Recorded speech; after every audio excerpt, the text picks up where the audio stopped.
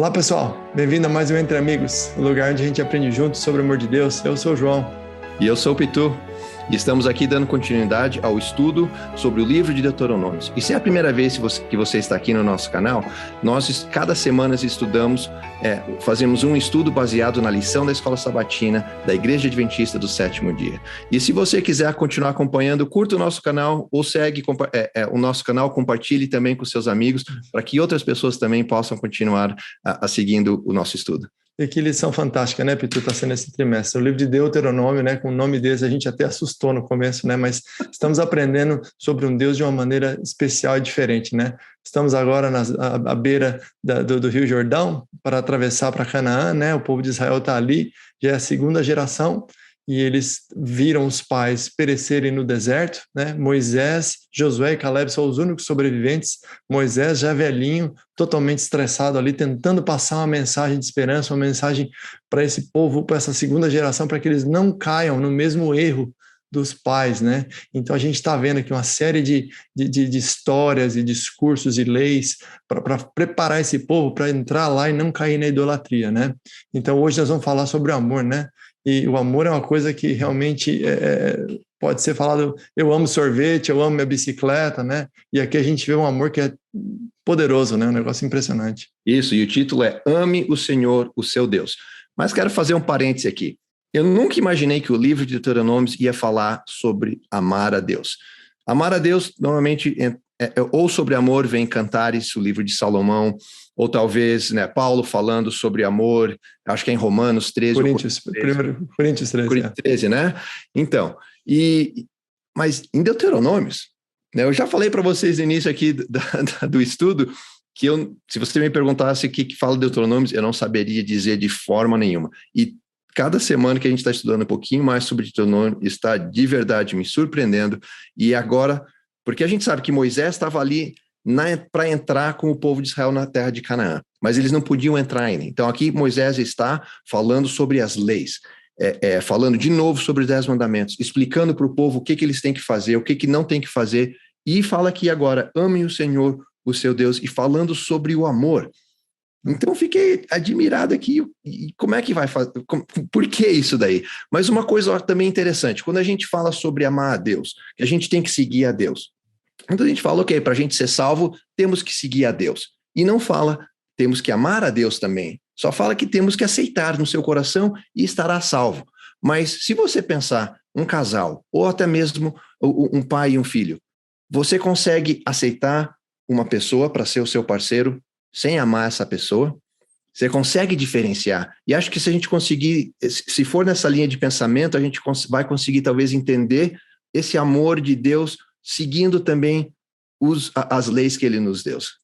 Então, Pitu, se a gente analisar o texto de hoje aqui, né, que é Deuteronômio 6, 5 a 6, que fala sobre o amor. Vamos ler porque é muito bonito, né? Olha aqui, ó. Ame o Senhor, seu Deus, de todo o seu coração, de toda a sua alma, de todas as suas forças. Que essas palavras que hoje lhe ordeno estejam em seu coração. Se a gente pensar, é um mandamento para você amar Deus com todo o seu coração, toda a sua alma e toda a sua força. Então, veja bem, qual que é o oposto do amor? A gente pode pensar, se eu não amo uma pessoa, eu odeio, eu tenho raiva, eu vou querer matar. Não, o oposto do amor é a indiferença. O que é indiferença? Eu não gosto tanto de você que eu nem ligo se você vai viver, se você vai morrer. Então, quando a gente começa a estudar o que seria amar a Deus com todo o seu coração, com toda a sua alma, toda a sua força, é uma condição vital para a vida. Se você não tiver isso aí, você vai dedicar sua atenção para outras coisas. O ser humano foi criado por Deus para amar alguma coisa com toda a sua alma, seu coração e sua força. E isso é Deus. Deus é o Criador, Ele colocou no nosso coração o desejo de amá-lo assim. O que acontece? Quando a gente perde esse foco, a gente começa a dedicar a nossa atenção para outras coisas. Não existe mornidão.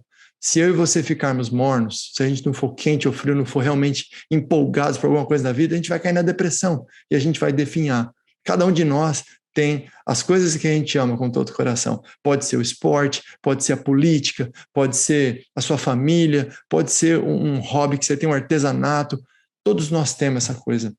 O problema é quando a gente tem essa devoção acima de Deus, é onde que vem o desafio. E o que acontecia com o povo de Israel é o seguinte, eles estavam prestes a entrar numa terra onde já viviam outros povos, o povo de Canaã, que veio da descendência de Noé, que foi um daqueles filhos que desobedeceu, e tudo, então já havia um costume diferente, eles já adoravam outras coisas, adoravam talvez coisas materiais, talvez a sexualidade, coisas que não eram realmente aquela coisa suprema que era Deus. E Deus estava, através de Moisés, tentando fazê-los entender que você tem que amar a mim primeiro, de toda a alma, de todo o coração. Eu tenho que ser o quê? A fonte de toda ação sua, de todo comportamento, você tem que sair desse amor, eu tenho que ser o centro de qualquer pensamento e sentimento seu. Uma coisa que sempre me perturbou, e ainda perturba, né? Porque Deus é amor, a gente sabe disso. E aqui na Bíblia fala, ele ordena que a gente tem que amá-lo. Mas se Deus nos deu o livre-arbítrio, por que ele está pedindo, ou de uma certa forma está implorando, né? Está me ordenando, eu tenho que amar? Não parece que é uma coisa forçada, né? Não dá essa impressão, mas se a gente analisar e vem comigo aqui, porque vocês sabem que o João e eu, nós não somos teólogos. A gente está estudando aqui e a mesma dificuldade que você vai ter, a gente tem, ou a dificuldade que a gente tem aqui, né, acredito que outras pessoas vão ter também, porque não é fácil entender essas coisas. Se Deus é amor, por que ele está falando? Você tem que me amar. Mas se a gente olhar, Deus é amor, é quem ele é. E como eu falei, é impossível você estar num relacionamento sem amor. Dessa forma, se você olhar, você consegue pensar que você vai ser salvo e aceitar a Deus e não amar a Deus? Não faz sentido. E Deus é amor de tal maneira que antes da criação do universo aqui, da nossa terra, e antes do pecado, Deus já nos amava. E Deus já tinha feito o plano da redenção. Ele já sabia o que ia acontecer. E por amor, um amor tão grande, para que a gente não nos perdesse para sempre e fosse salvo, ele deu Cristo, Jesus, para vir por nós. Então, dessa forma, como não amar um Criador dessa maneira, de uma maneira até espontânea, né? Só que o povo de Israel, por isso que ele está falando povo de Israel, a nossa natureza humana é de que a gente sempre vai esquecer e vai querer fazer as nossas coisas. A gente vai querer moldar, fazer o nosso jeitinho, igual o brasileiro, né? A gente faz o nosso jeitinho, o povo de Israel também fazia o jeitinho deles. Deus deu os 10 mandamentos, mas aposto que eles também tinham as suas maneiras de querer mudar. Então Deus vem e fala, você tem que... Fala para Moisés, né? E Moisés fala para o povo, você tem que amar de todo o seu coração, de toda a sua força, de todo o seu entendimento. E não era só o amor também, né, João? Tinha a parte de temer, porque além disso, né, ele ordenou a amar, ele falou, Moisés ordenou ao seu povo que temessem ao Senhor, como está em Deuteronômio 6, 2, que diz o seguinte, para que temas ao Senhor, teu Deus, e guardes todos os seus estatutos e mandamentos que eu te ordeno, tu e teu filho, e o filho do teu filho, todos os dias da sua vida, e que teus dias sejam prolongados. E você vê, o verso 1 é interessante porque diz assim, um pouquinho acima disso que você leu, para que vocês os cumpram na terra para a qual estão indo tomar posse. Quer dizer, eles tinham tomar posse não porque eles eram mais fortes, mais poderosos, mais inteligentes, porque Deus deu a terra para eles, né? Então eles tinham que temer a Deus para que eles fossem bons representantes de Deus naquela terra, né? Que eles representassem a Deus. Agora, temor é uma palavra interessante, né? Porque a gente acha que temor é aquela coisa de ter medo, né? Um medo, e não é, porque a própria Bíblia diz que onde há amor não há temor, né? Então, o que acontece? Se a gente pensar em amor como uma reverência, como algo mais assim, imagine, por exemplo, quando você vai numa montanha altíssima e você vê no Grand Canyon, ou se uma cachoeira, você fica com um sentimento de reverência, que você é um ser pequeno perante toda aquela imensidão, né? Então, Deus criou o mundo de uma maneira para que a gente tenha esses momentos de reverência e a gente entenda que a gente não é o Criador, a gente é a criatura, e a gente escolha viver de uma maneira que a gente dedique nossa atenção para Ele, não é? Então, o que acontece? Se você pensar em pessoas que vivem achando que nós somos a coisa mais importante do mundo, você vai decair, você vai começar a escolher as suas decisões morais baseado no que é mais conveniente para você. Agora, se você tem um Deus acima de você, que fala para você, você honre meus mandamentos, você honre meu nome, você vai se comportar de uma maneira diferente. Pega, por exemplo, o mandamento, honra teu pai e tua mãe.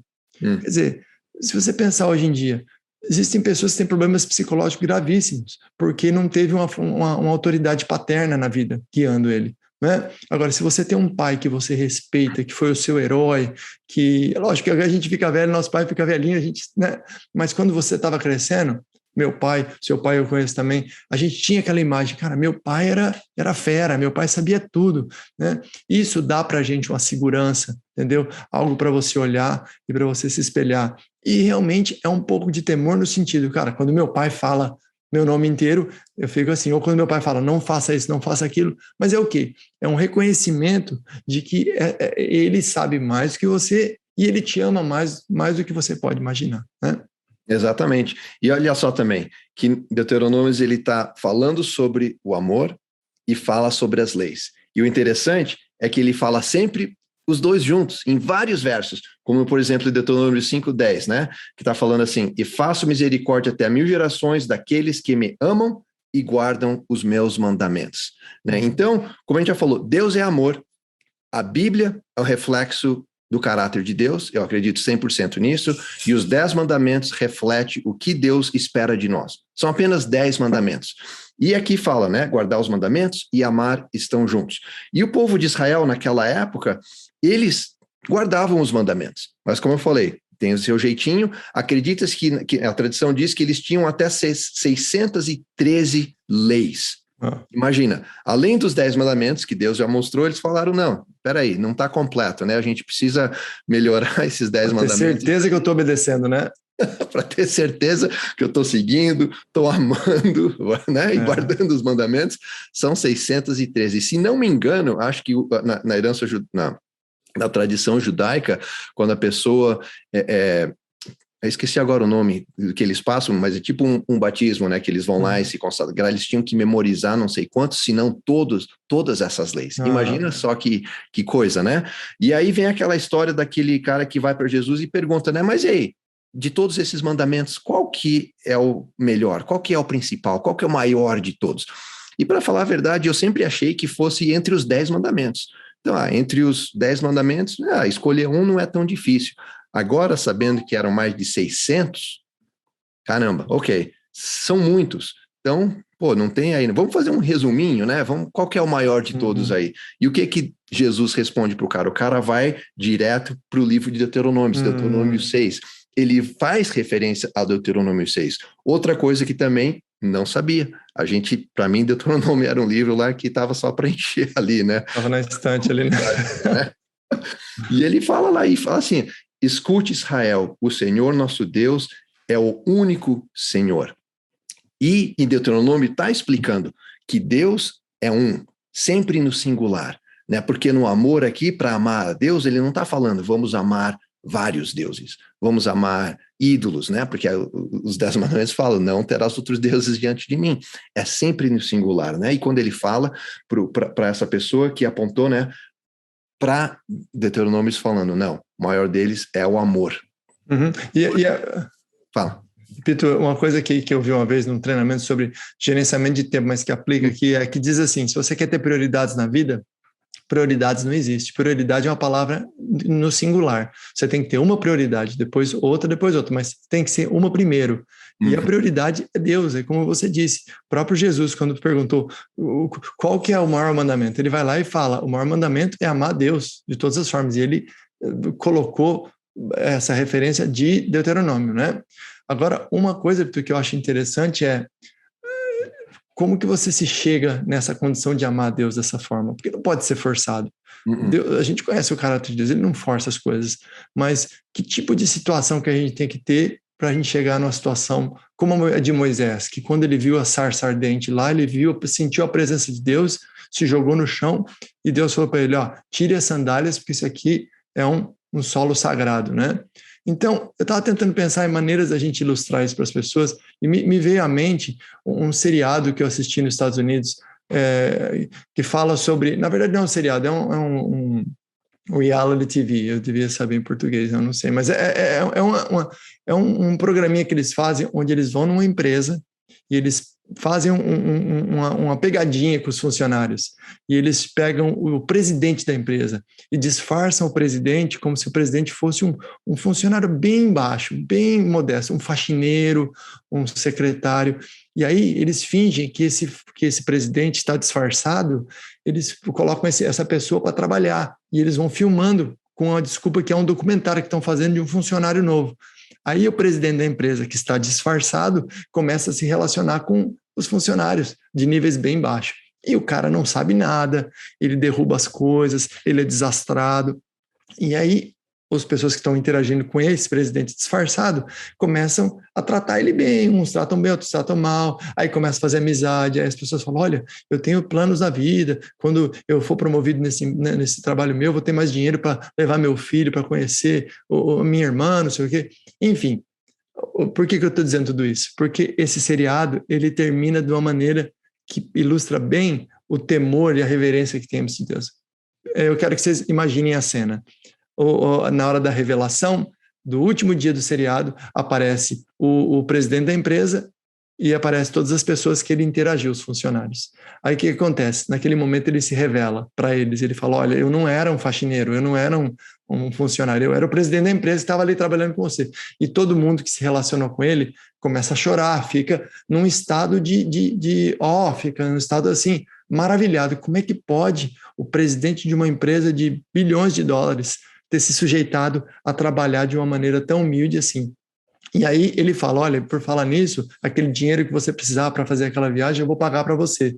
Então todo mundo, entendeu? O seriado termina de uma maneira bem emotiva, né? Mas por que eu estou dizendo isso? Porque quando a gente percebe quem somos como seres humanos e quem Deus é, a gente não tem outra resposta a não ser ficar maravilhado. A gente não tem outra resposta a não ser entregar o nosso coração para Deus. Quando você vê em Deuteronômio o que Deus fez, revisando a história dos israelitas, abriu o Mar Vermelho, a coluna de fogo, todas as coisas, o sábado apontando para a criação, um Deus maravilhoso desse, quando ele decide vir na terra como um bebê inofensivo, um bebê frágil, e se torna o Messias e morre por nós, não tem como você não amá-lo de todo o coração, de toda a alma e de toda a sua força. Então é isso que a gente está tentando trazer aqui. É como que a gente consegue, através do estudo da Bíblia, ter um encontro mais real com Deus. Ter um encontro no qual a gente entende quem somos, entende quem Deus é, e a gente começa a amar Deus em vez de amar as coisas que a gente ama, em vez de amar o Corinthians, em vez de amar o meu carro, o meu trabalho, todos nós temos. Cada um de nós tem a sua coisinha que você está amando de toda forma, de toda força, de todo coração. Porque se você não tem, você está definhando, você está morrendo. Se eu e você estamos aqui com trabalho, estamos felizes, estamos corados, é porque a gente está amando alguma coisa. Entendeu? Então, que a gente possa, Pitu, redirecionar nosso coração para o que é importante, para a prioridade. Que é o quê? A prioridade é amar Deus, para que a gente possa ser salvo. Ser salvo de nós mesmos, ser salvo dessa vida, que é uma vida que ela é gratificante ali no dia a dia, mas na hora que a gente bota a cabeça no travesseiro, a gente vê que deve haver algo mais na vida. Todos nós temos isso. Então, o livro de Deuteronômio tem nos mostrado de uma maneira poderosa que a gente pode amar Deus de uma maneira plena, de uma maneira verdadeira, e ali estão todas as instruções para isso, né? Eu oro para que a gente continue estudando e continue descobrindo aí, né? Cada vez mais como a gente pode amar Deus com todo o nosso coração e que a gente produza frutos, né? Porque, como diz a lição, assim, como saberemos se temos o amor de Deus no nosso coração? Pelos frutos que produziremos. Frutos de amor, de misericórdia, de gentileza, né? Então, que Deus nos abençoe e que a gente possa ter uma semana abençoada na presença do Senhor. Vamos orar, Pitu? Você ora para nós? Sim. Nosso Pai, muito obrigado por mais um estudo, muito obrigado por explicar o teu amor por nós e através do livro de Deuteronômios. Esteja com cada um de nós, cada um dos ouvintes durante essa semana, que eu te peço e agradeço, em nome de Jesus. Amém. Amém.